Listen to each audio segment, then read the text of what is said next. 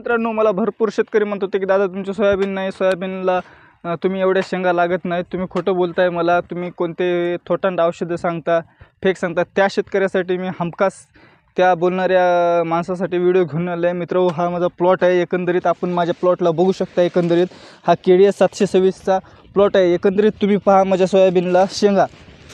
जे शेतकरी म्हटले होते नाही दादा तुम्हाला सोयाबीनच नाही, तुम्हाला शेंगाच नाही तुमच्या सोयाबीनला, त्याच्यासाठी हे पहा KDS 726चा माझा प्लॉट आहे. आणि याच्यावर कोणती खत व्यवस्थापना व फवारणीची व्यवस्थापना केलेली आहे. तो पूर्ण व्हिडिओ आपल्या यूट्यूब चॅनलवरती आहेत.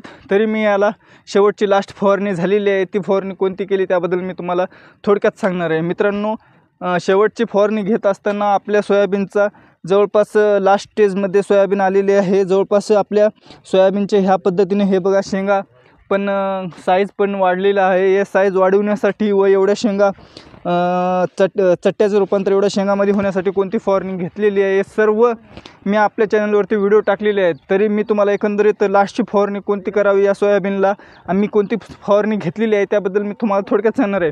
मित्रांनो, शेवटची फवारणी घेत असताना एक चांगल्या कंपनीचं जेणेकरून बुरशीनाशक घेणे गरजेचं असते. त्याच बुरशीनाशकमध्ये मी तुम्हाला सांगतो, जवळपास आपण BSF कंपनीचा पॅरेक्स जर घेऊ शकता किंवा आपण सुमोटोमा कंपनीचं थायमोक्झान 40% व सल्फर असलेलं आपण बुरशीनाशक घेऊ शकता. जेणेकरून सल्फर असलेले बुरशीनाशक घेत असताना जवळपास सल्फर हे आपल्या शेंगातील जे आपला सोयाबीनचा जवळपास दाणा असतो तो फुगवण्याचं काम करतो.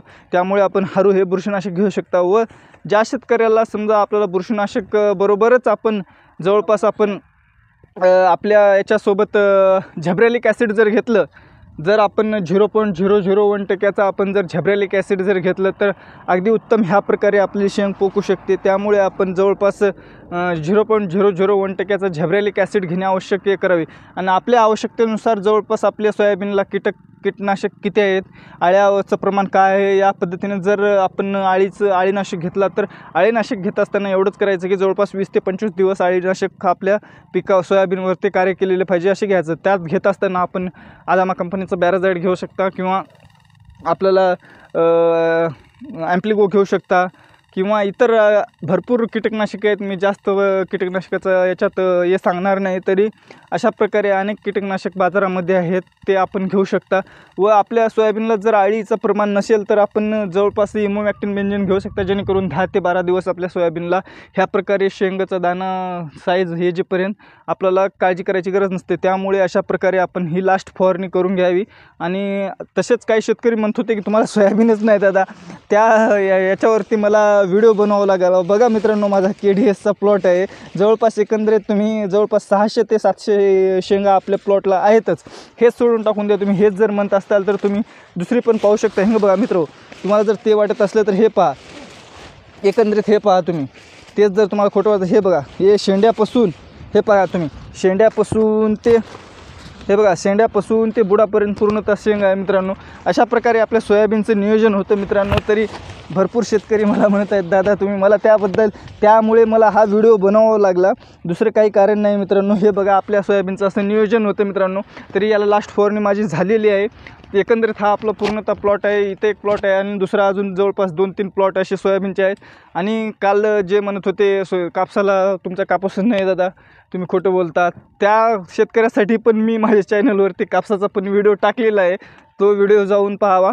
व काय शेतकऱ्याला सोयाबीनला शेवटची फवारणी कोणती करावी त्याबद्दल पण या व्हिडिओमध्ये मी सांगलेलंच आहे. त्याच्या व्यतिरिक्त सविस्तर जर माहिती पाहिजे असेल तर तो व्हिडिओ मी डिस्क्रिप्शनमध्ये देतो. व कपाशीला सध्या आपल्या जवळपास 4 ते 5 दिवस झालं आपल्या महाराष्ट्रात पूर्णतः पावसाचं वातावरण व अवकाळी पाऊस पडलेला आहे आणि ढगफुटी झालेली आहे. त्या ढगफुटीमुळे आपल्या कपाशीवर मर रोगाचा परिणाम भरपूर होत आहे. त्या मर रोग रोखण्यासाठी कपाशीला कोणत्या प्रकारे काय उपाययोजना करावी त्याबद्दल पण मी व्हिडिओ आपल्या चॅनलवरती टाकलेला आहे. तो मी डिस्क्रिप्शनमध्ये टाकतो. व तसेच आपल्या कपाशीवरती भरपूर प्रमाणात ढगाळ वातावरण असल्यामुळे व ओलसरा जमिनीमध्ये ओलसरा असल्यामुळे कपाशीचे 100% पाती गळत आहेत. ते पाती 100% रोखण्यासाठी कोणती उपाययोजना कोणती करावी त्याबद्दल पण मी व्हिडिओ तो डिस्क्रिप्शनमध्ये टाकतो. सध्या पाहू शकता आपण पूर्णतः पावसाचं वातावरण आहे आणि जे शेतकरी म्हटले होते तुमचा कपास नाही, त्याच्यासाठी हे पण आपलं कपासचा प्लॉट आहे.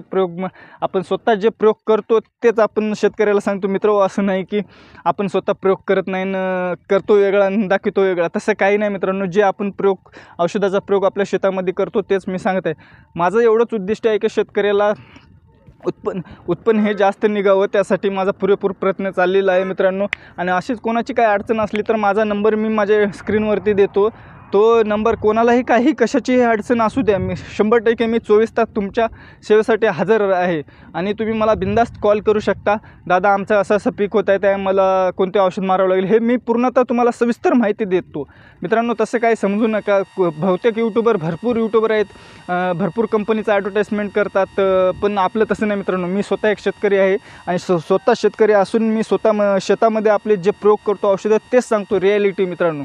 त्यामुळे उगं कोणाच्या भूलतापाला बळी न पडता आपण जे प्रयोग केलेले आहेत तेच सांगत आहोत मित्रांनो. तर तुम्ही तुमच्या प्रेमापोटी मित्रांनो आपल्याला भरपूर प्रतिसाद मिळत आहेत. तरी आपल्या चॅनलवरती जवळपास 45 दिवसात 3200 सबस्क्रायबर पूर्ण झालेले आहेत. असेच प्रेम तुमचे हमेशा राहो ही इच्छा मी बाळगितो. व चला तर भेटू आपण पुढच्या व्हिडिओमध्ये. असाच एक नवीन व्हिडिओ उद्या मी घेऊन येतो. धन्यवाद.